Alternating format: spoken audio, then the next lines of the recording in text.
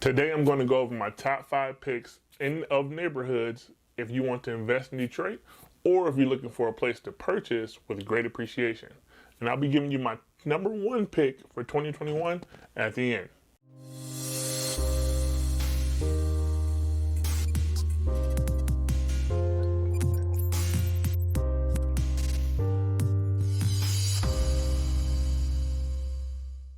If you want to see more content like this, giving you places to invest, live, work, and play in Metro Detroit, make sure you go ahead and hit that subscribe button. I'll be putting out weekly videos giving you all types of real estate insight into Detroit and its metropolitan areas. Now let's jump right into number 5. Now coming in at number 5 is a neighborhood that's really near and dear to my heart, and that's going to be East English Village.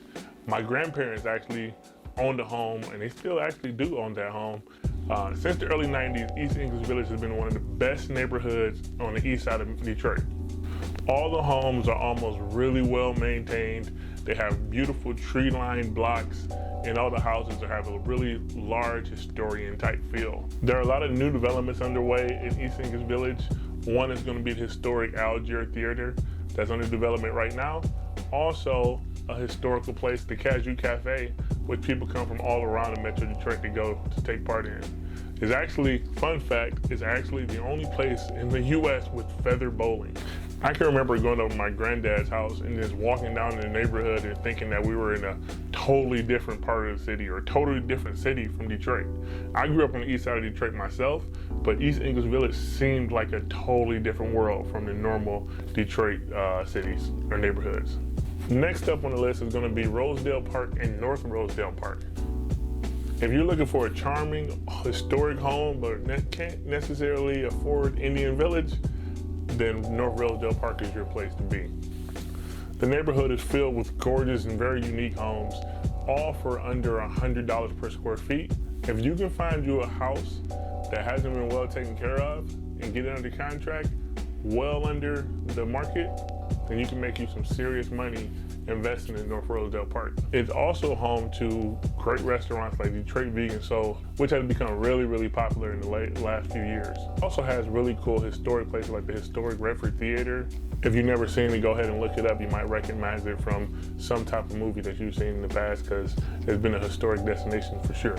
So this is one to definitely look out for in the coming years. Number 3 on the list is not necessarily a neighborhood, but a city within Detroit, but kind of considered a neighborhood because that's just how we look at it. So it's going to be Hamtramck. Hamtramck is a city that's built within the city limits of Detroit and is one of the most diverse areas in all of Metro Detroit. It has a huge Polish population, African American, and Middle Eastern population. In just 2 square miles, there are over 40 bars in Hamtramck, one of which one of my favorite spots is the House of Urban Bowling, where you go and get to play bowling, which is pretty cool. I'm pretty good at it, but you know, some say otherwise. If you don't know what bowling is, it's basically playing bowling with a football. So you get your pins down there in one lane, your pins right in front of you. It's kind of almost a little bit like beer pong with a football as well too. So you set the pins up down there, you set the pins up on your side, you got one football, you and your partner, and then you guys toss it to try to knock down all their pins on the other side. Pretty fun game. If you haven't checked it out, do so on your next trip to Detroit. But on the investment side, you can find a ton of 2-family flats for under $100,000 with rents averaging right around $1,000 a month. By the way, so far of all these neighborhoods, which ones do you like most? If you know anything about Detroit, go ahead and drop a comment below.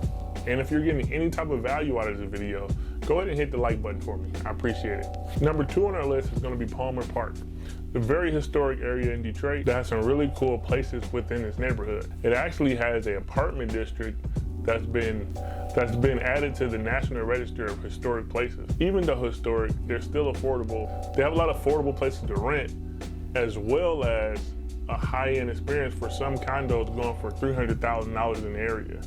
But you can still find many gyms that aren't as expensive that you can invest a little money in and get a return out of. It also has a really close proximity to 8 Mile, where the old State Fairgrounds, where Amazon is actually building a new distribution facility at. This is sure to bring housing values in the area up. Then you got next door to it, Palmer Woods, which have a ton of historic homes going in the upwards of $300,000, $400,000, $500,000. Now we're going on to number one. Number one is going to be Bagley. Bagley is located right next to the Avenue of Fashion, which is actually runs on Livernois Avenue from 8 Mile all the way down to 7 Mile, which is a ton of development for the city. The shops, restaurants, and all types of developments. One of my favorite spots over there is going to be Cuzzo's Chicken and Waffles. And those chicken and waffles sounds really cliches. It's not Roscoe's, it's Cuzzo's, and I'm thinking they're better.